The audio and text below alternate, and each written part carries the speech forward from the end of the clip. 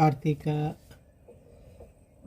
కృష్ణ త్రయోదశి ప్రదోషం సోమవారం సాయంత్రం ఉండే ఈ సమయం చాలా అమూల్యమైంది. మనలో చాలామందికి జాతకపరమైన దోషాలు, నక్షత్ర దోషాలు, ఇతరత్ర కొన్ని రకాల అశాంతికి లోను చేసే అంశాలు కనపడుతూ ఉంటాయి సర్వసాధారణంగా.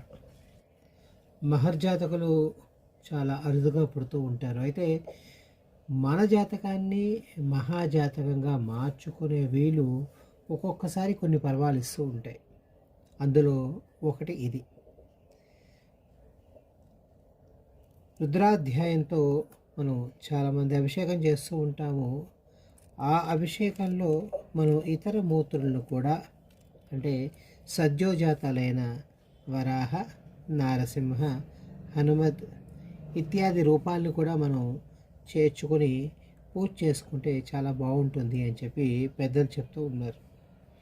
ఇది ఇప్పటి విషయమే కాదు, చాలా ఏళ్ల క్రితం నుంచి అనుభవపూర్వకంగా చాలామంది చేసి ఆచరించి వారి యొక్క అనుభవాన్ని మనం కూడా బాగుపడతామని చెప్పి ఇచ్చిన సలహా.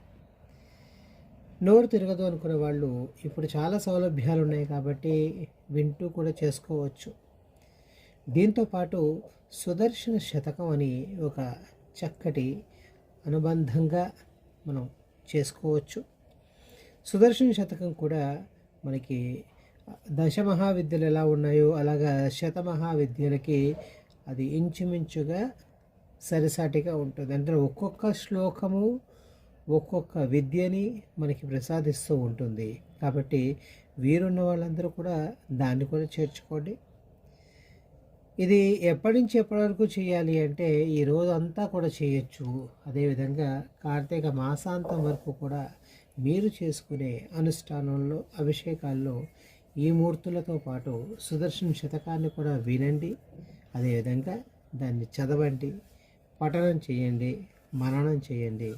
అది మనకి అన్ని రకాల క్లేశాల నుంచి కూడా విమోచనాన్ని ప్రసాదిస్తుంది.